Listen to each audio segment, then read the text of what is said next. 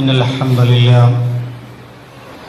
نحمده ونستعينه ونؤمن به ونتوكل عليه ونعوذ بالله من شرور أنفسنا ومن سيئات أعمالنا من يهده الله فلا مضل له ومن يضلل فلا هادي له وأشهد أن لا إله إلا الله وحده لا شريك له وأشهد أن محمدا عبده ورسوله أرسله بالهدى ودين الحق ليظهره على الدين كله ولو كره المشركون اللهم صل على محمد وعلى آل محمد كما صليت على إبراهيم وعلى آل إبراهيم وبارك على محمد وعلى آل محمد كما باركت على إبراهيم وعلى آل إبراهيم إنك حميد مجيد أما بعد فإن خير الحديث كتاب الله وخير الهدي هدي محمد صلى الله عليه وسلم وشر الأمور محدثاتها وكل محدثة بدعة وكل بدعة ضلالة وكل ضلالة في النار أعوذ بالله من الشيطان الرجيم بسم الله الرحمن الرحيم يا أيها الذين آمنوا اتقوا الله حق تقاته ولا تموتن إلا وأنتم مسلمون بسم الله الرحمن الرحيم الحج أشهر معلومات فمن فرض فيهن الحج فلا رفث ولا فسوق ولا جدال في الحج وما تفعلوا من خير يعلمه الله وتزودوا فإن خير الزاد التقوى واتقوني يا أولي الألباب.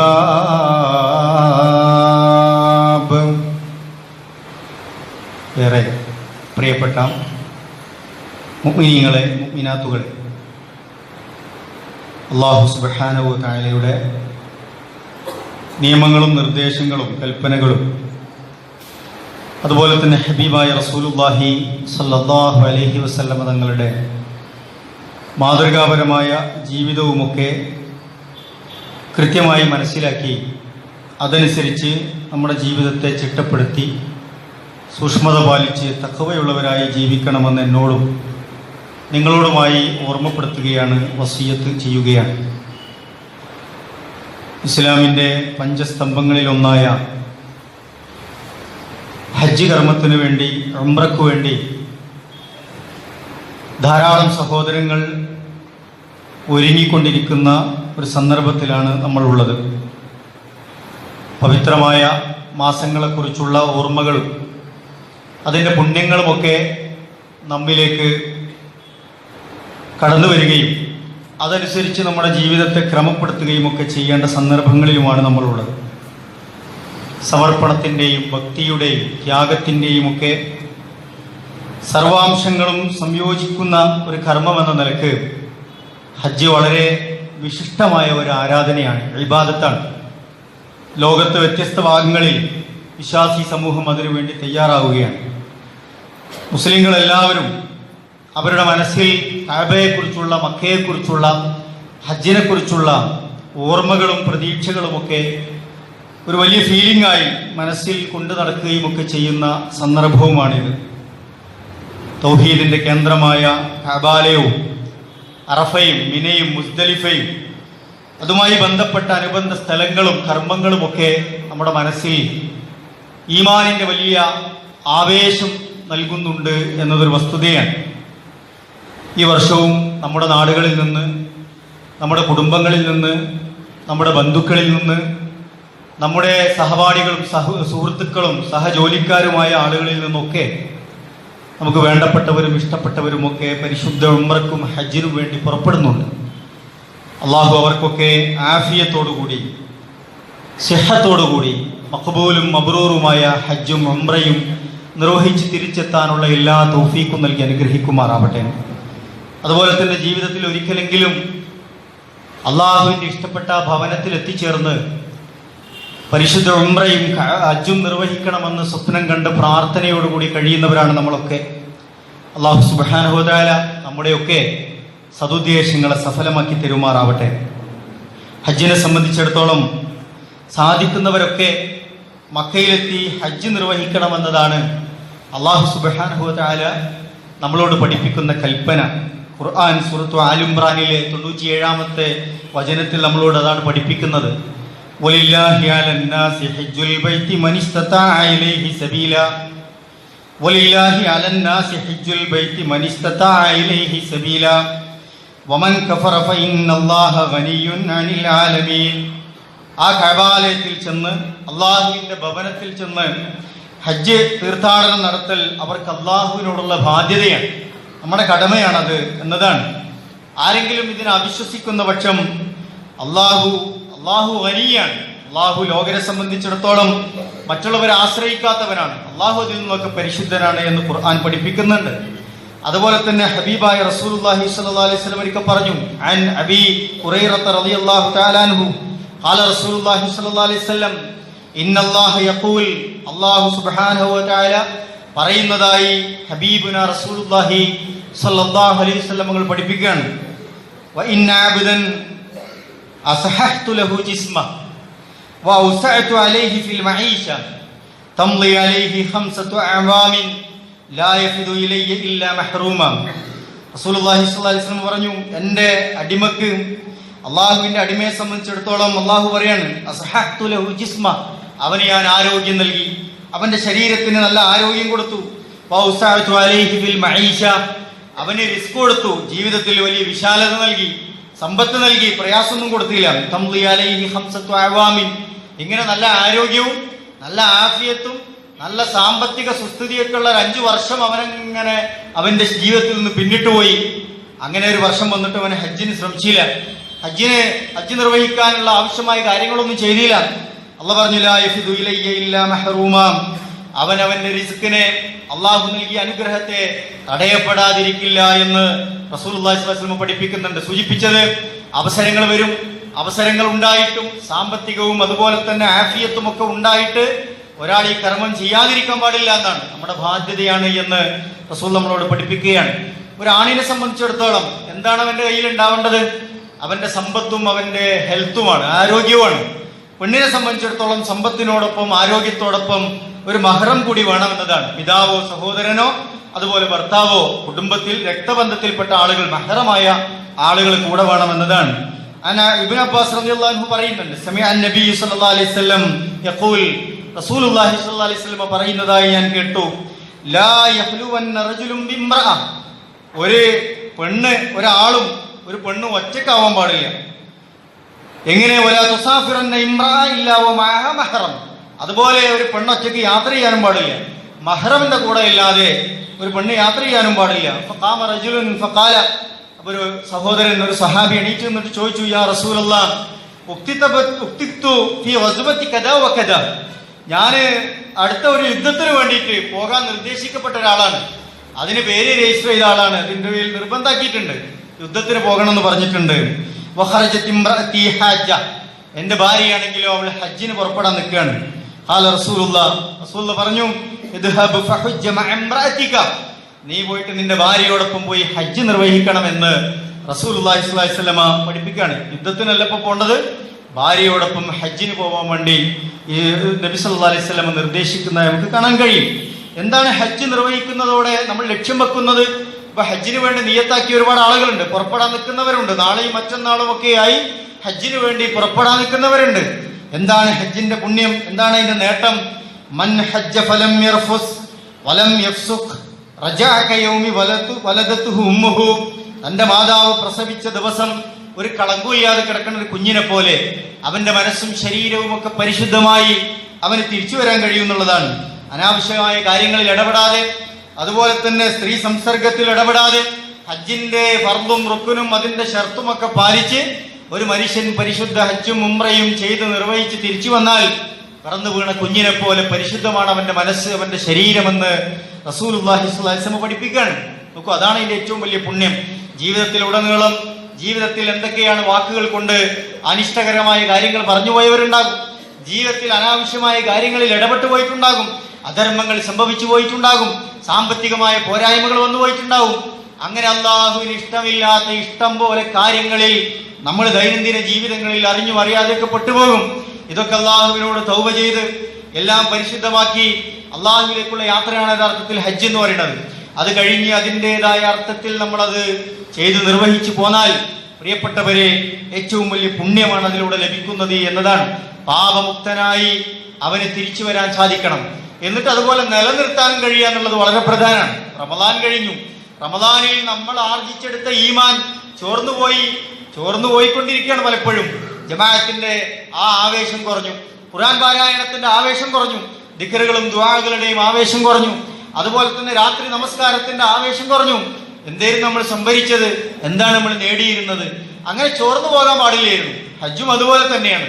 ഹജ്ജ് ചെയ്തതിന് ശേഷം അള്ളാഹു എത്ര കാലം നമുക്ക് ആയുസ് നീട്ടിത്തരുന്നോ എന്റെ പ്രിയപ്പെട്ട മുഅ്മിനീങ്ങളെ, മുഅ്മിനാത്തുകളെ, അതിന്റെ ആ ഊർജ്ജം, ഈമാനിന്റെ ആവേശം നിലനിർത്താൻ നമുക്ക് കഴിയാന്നുള്ളതാണ്. റസൂൽ മറ്റൊക്കെ പറഞ്ഞല്ലോ, ഹജ്ജുൽ മബ്റൂർ ലൈസ ലഹു ജസാഉൻ ഇല്ലൽ ജന്ന. അൽ ഹജ്ജുൽ മബ്റൂർ, പുണ്യകരമായ ഹജ്ജ് എന്ന് പറഞ്ഞാൽ ലൈസ ലഹു ജസാഉൻ ഇല്ലൽ ജന്ന, അതിന് സ്വർഗമല്ലാതെ പ്രതിഫലമില്ല. നമ്മുടെ ഈ ജീവിതം തന്നെ എന്തിനാണ്? സ്വർഗം കിട്ടുക എന്നുള്ളതാണ് ഇതിനാണ്, വേറെ ഒന്നിനുമല്ല.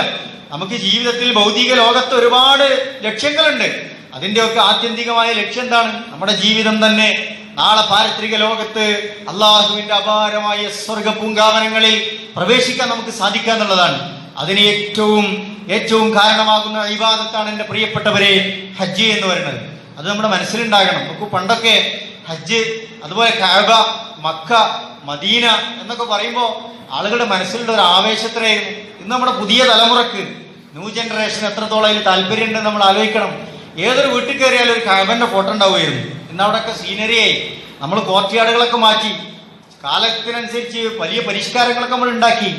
പക്ഷേ നമ്മുടെ മനസ്സിൽ നിന്ന് ഇതൊന്നും നഷ്ടപ്പെടാൻ പാടില്ലല്ലോ. നമ്മുടെ അടുത്ത തലമുറയിലേക്ക് ഇതിന്റെ വികാരങ്ങളെ, ഈമാനിന്റെ ചിഹ്നങ്ങളെ, ഇസ്ലാമിന്റെ ഷിയാറുകളൊക്കെ അവരുടെ മനസ്സിലേക്ക് കൊടുക്കേണ്ടതുണ്ട്. ഹജ്ജ് എന്ന് കേൾക്കുമ്പോൾ, ഹജ്ജ് ചെയ്യാൻ ആളുകൾ പോകുമ്പോൾ എത്ര ഭക്തിയോടുകൂടിയാണ് ആൾക്കാർ അവരൊക്കെ യാത്രയാക്കിയിരുന്നത്. തിരിച്ചു വരുമെന്ന് പ്രതീക്ഷയില്ലാതെ കിലോമീറ്ററുകൾ താണ്ടി ഹജ്ജ് ചെയ്ത ആൾക്കാരുണ്ടായിരുന്നു. ഇമാം നസഫിയുടെ ഒരു ചരിത്രം വായിച്ചെടുത്ത് അവിടെ ഉണ്ട്. അദ്ദേഹം പറയുന്ന ഒരു ചരിത്രമുണ്ട്. ഹജ്ജിന് ചെന്നപ്പോ അദ്ദേഹം ഒരു മനുഷ്യനെ പരിചയപ്പെട്ടു. ആ മനുഷ്യനോട് ചോദിച്ചു, എവിടുന്നാ വരുന്നത്, എത്ര കാലമായി ഹജ്ജിന് പുറപ്പെട്ടിട്ട്? അപ്പൊ അദ്ദേഹത്തിന്റെ തലയിലേക്ക് ചൂണ്ടിയിട്ട് പറയണേ, എന്റെ തല നിങ്ങൾ നോക്കൂ, എന്റെ തലയിൽ ഇനി ഒരു മുടിയും നിരക്കാൻ ബാക്കിയില്ല. അത്രത്തോളം കറുത്ത മുടിയായിരുന്നു എന്റേത്. ഞാൻ യാത്രക്ക് പുറപ്പെടുമ്പോ നേരത്തെ യൗവന കാലഘട്ടങ്ങളിൽ പുറപ്പെട്ടിട്ടുണ്ട്. അങ്ങനെ ദീർഘദൂരം ഞാൻ സഞ്ചരിച്ചു. യാത്രക്കിടയിൽ ഞാൻ എന്തെങ്കിലും ജോലി ചെയ്യും, കുറച്ചൊക്കെ സമ്പാദിക്കും, ഭക്ഷണം കഴിക്കും, കുറച്ചു ദിവസം എവിടെയെങ്കിലുമൊക്കെ തങ്ങും. അങ്ങനെ യാത്ര പുറപ്പെട്ട് ഈ അവസാന സന്ദർഭത്തിയപ്പോൾ മുടിയൊക്കെ നിരച്ച അവസ്ഥയിൽ എത്തിയപ്പോഴാണ് കഅബാലയത്തിൽ എത്തിയത് എന്ന് പുറപ്പെട്ടിട്ടുണ്ടാവും. എത്ര വലിയ പ്രതീക്ഷയോടുകൂടിയാണ് അവർ പുറപ്പെട്ടിട്ടുണ്ടാവുക. അവരുടെ മനസ്സിന്റെ ഒക്കെ ആഗ്രഹം നോക്കൂ നിങ്ങൾ. കഅബാലയത്തിൽ ചെന്ന് പരിശുദ്ധ ഹജ്ജ് നിർവഹിച്ച് അള്ളാഹുവിലേക്ക് മടങ്ങാൻ, പരിശുദ്ധനായി മടങ്ങാനുള്ള വലിയ ഭൂതിയാണ് അതൊക്കെ. അതൊക്കെ ഒരു കാലത്തിന്റെ വലിയ വലിയ ത്യാഗങ്ങളായിരുന്നു. ഇന്നത്ര സുഖമാണ് നമുക്ക്, മണിക്കൂറുകൾ കൊണ്ട് നമുക്ക് അവിടെ എത്തിച്ചേരാൻ പറ്റും. അതിലേക്കുള്ള മാനസികമായ തയ്യാറെടുപ്പ്, സാമ്പത്തികമായ മുന്നൊരുക്കങ്ങൾ, ഒരു പ്ലാനൊക്കെ നമ്മൾ തയ്യാറാക്കണം. ചെറുപ്പക്കാരായിട്ടൊക്കെ ഒരുങ്ങണം എന്നതാണ്. ചെറുപ്പത്തിലാണ് ആ യൗവനം നല്ല നിലക്ക് നിൽക്കുന്ന സമയത്താണ് യഥാർത്ഥത്തിൽ അതിനൊക്കെ നല്ല ഇഖ്ലാസോടും നീയത്തോടും നല്ല ആരോഗ്യത്തോടും അതിന്റെ പരിപൂർണമായ എല്ലാ തൗഫീഖോടും കൂടി ചെയ്യാൻ കഴിയുക. അതിന് നേരത്തെ നമ്മൾ ഒരുങ്ങണം എന്നതാണ് പ്രത്യേകമായി ഓർമ്മിപ്പിക്കാനുള്ളത്. ഹജ്ജ് ഒന്ന് ചെയ്താൽ മതി, ഉംറ ഒന്ന് ചെയ്താൽ മതി. പക്ഷേ കൂടുതൽ ചെയ്യുന്നത് കൊണ്ട് കുഴപ്പമില്ല. റസൂൽ ഒരിക്കൽ പറഞ്ഞു, ഹജ്ജ് വൽ ഉംറ, ഹജ്ജും ഉംറയും ചെയ്യാൻ പറ്റുന്നവർക്ക് ചെയ്തോളൂ. മറ്റൊരിക്കൽ റസൂലുള്ളാഹിയുടെ സഹാബി ചോദിക്കുന്നുണ്ട്, റസൂലെ ഒന്ന് ചെയ്താൽ മതിയോ, വർഷം ചെയ്യണോ, ഇടക്കിടക്ക് പോയി ചെയ്യണോ എന്നൊക്കെ പറഞ്ഞ് ഉംറക്കും ഹജ്ജിനും വേണ്ടി ഇങ്ങനെ ചോദിക്കുന്നുണ്ട്. റസൂൽ പറഞ്ഞു, ഇങ്ങനെ ആവർത്തിച്ച് ചോദിച്ചാൽ ഞാനെങ്ങാനും അതേന്ന് പറഞ്ഞാൽ പിന്നെ എന്ത് ചെയ്യേണ്ടി വരും. അപ്പൊ അങ്ങനെ നിർബന്ധമല്ല കൂടുതൽ ചെയ്യൽ. പക്ഷെ ഒന്ന് നിർബന്ധമാണ്, നമ്മുടെ ബാധ്യതയാണ്, കൂടുതൽ ചെയ്യാവുന്നതുമാണ് എന്ന് പ്രവാചകന്റെ വചനങ്ങളിൽ നമുക്ക് മനസ്സിലാക്കാൻ കഴിയും. സഹോദരങ്ങൾ, അതുപോലെ നേരത്തെ ആക്കാൻ നമ്മൾ ശ്രദ്ധിക്കുക. റസൂൽ പറഞ്ഞു, മൻ അറാദൽ ഹജ്ജ ഫൽയതഅജ്ജൽ, ആരെങ്കിലും ഹജ്ജ് ചെയ്യാൻ ഉദ്ദേശിക്കുന്നുണ്ടെങ്കിൽ ഫൽയതഅജ്ജൽ, ധൃതി കൂട്ടുക, നേരത്തെ ആക്കാൻ വേണ്ടി ശ്രമിക്കുക. റസൂൽ പറഞ്ഞു, ഫഇന്നഹു ഖദ് യംറദുൽ മരീദ്, ചിലപ്പോ അവനെ നാളാക്കാം, അടുത്ത ആഴ്ചക്കാം, അടുത്ത കൊല്ലാക്കാം എന്നൊക്കെ പറഞ്ഞ് വൈകിപ്പിക്കാൻ ശ്രമിച്ചാൽ ചിലപ്പോ രോഗം അവനെ ബാധിച്ചേക്കാം. ഇപ്പൊ തൊഴിലും വാല്ല, ചിലപ്പോ ഹിദായത്തിന്റെ മാർഗത്തിൽ നിന്ന് ആൾ പോയിണ്ടാവും, വഴിതെറ്റിപ്പോയേക്കാം. അങ്ങനെ ഉണ്ടാവുമല്ലോ. ഇതിലൊന്നും വലിയ കാര്യമില്ല എന്ന് തോന്നുകയാണ്. കൂടുതൽ ഇസ്ലാമിന്റെ മാർഗത്തിൽ വഴിതെറ്റിപ്പോവും. അങ്ങനെ അള്ളാഹു നമ്മളെ കാത്തു രക്ഷിക്കുമാറാവട്ടെ. അങ്ങനെയുള്ള സാഹചര്യങ്ങളിലേക്ക് ആളുകൾ പോയിപ്പോവും. ചിലപ്പോ ഹാജ, ചിലപ്പോ നമ്മൾ ഒരുക്കി വെച്ച കാര്യങ്ങൾക്കൊക്കെ മറ്റു ആവശ്യങ്ങൾ നേരിട്ടേക്കാം. അപ്പോ ഏറ്റവും നല്ല സന്ദർഭത്തിൽ ഏറ്റവും നേരത്തെയായി ഇത് ചെയ്യാൻ ശ്രമിക്കണമെന്ന് റസൂലുള്ളാഹി സ്വല്ലല്ലാഹു അലൈഹി വസല്ലം പഠിപ്പിക്കുന്നുണ്ട്.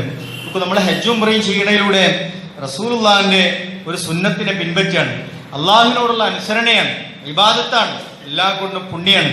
അവിടെ ചെല്ലുമ്പോൾ ദുൽഹിജ്ജ പറഞ്ഞു കഴിഞ്ഞാൽ പിന്നെ എന്താ ചെയ്യണത്? ചിലതിന്റെ യുക്തിയൊന്നും നമുക്ക് മനസ്സിലാവില്ല. തവാഫിന്റെ യുക്തി മനസ്സിലാവില്ല, സഈന്റെ ഇടയിൽ ഓടുക മനസ്സിലാവില്ല, ആ ജംറയിൽ ചെന്ന് കല്ലെറിയ എന്താണ്? നമുക്കതിനൊക്കെ ഓരോ പ്രതീകവും ഓരോ പുണ്യവും ഓരോ കാര്യങ്ങളും ഉണ്ട്. ചിലപ്പോൾ നമ്മളെ ബുദ്ധിക്കൊന്ന് ആലോചിച്ചാൽ മനസ്സിലാകുന്നതിനപ്പുറത്തായിരിക്കും അള്ളാഹു അതിന്റെ കാര്യങ്ങൾ നിശ്ചയിച്ചിട്ടുണ്ടാകുക. പക്ഷെ നമ്മളെ സംബന്ധിച്ചിടത്തോളം നബി സല്ലല്ലാഹു അലൈഹി വസല്ലം കാണിച്ചു തന്ന മാർഗേന അതിന്റെ രൂപത്തിൽ അത് അനുഷ്ഠിക്കുക എന്നതാണ്. ഖുർആൻ പറഞ്ഞല്ലോ, ഇന്നമാ കാന ഖൗലൽ മുഅ്മിനീന ഇദാ ദുഉ ഇലല്ലാഹി വറസൂലിഹി ലിയഹ്കുമ ബൈനഹും അൻ യഖൂലൂ സമിഅനാ വഅതഅനാ വഉലൈക ഹുമുൽ മുഫ്ലിഹൂൻ.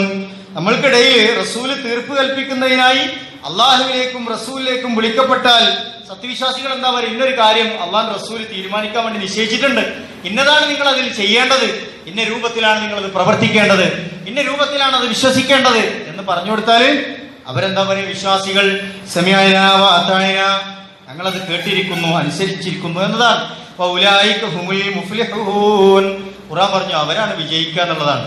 അവിടെ തർക്കുത്തരത്തിന്റെ ആവശ്യമില്ല, കൂടുതൽ തർക്കിച്ച് സമയം കളയേണ്ട ആവശ്യമില്ല. ഖുർആൻ എന്താണോ പറഞ്ഞത്, റസൂൽ എന്താണോ പറഞ്ഞത്, എന്താണോ ചെയ്ത് കാണിച്ചത്, ആ രൂപത്തിൽ നമ്മളെ ഹജ്ജ് കർമ്മങ്ങളും അതുപോലെ ഉംറയും നമ്മുടെ ഇബാദത്തുകളും ഒക്കെ ചെയ്യാൻ നമ്മൾ ശ്രമിക്കുക എന്നുള്ളതാണ്. മാ ഉസൈമീന്റെ ഒരു വാക്കിൽ കാണാം, വഅശദ്ദുന്നാസി ഇൻഖിയാദൻ ലിഅംരില്ലാഹി വറസൂലിഹി ഹും അഖ്വാലിന്നാസി ഈമാന.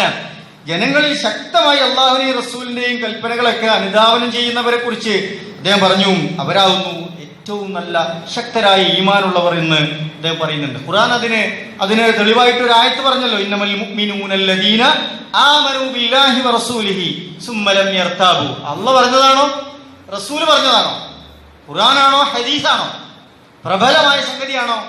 അതിൽ സുമ്മ ലം യർതാബു, പിന്നെ അതിൽ സംശയം ഉണ്ടാകേണ്ട ആവശ്യമില്ല. പിന്നെ സംശയിക്കാതിരിക്കുകയും പിന്നെ അവൻ എന്താ ചെയ്യേണ്ടത്?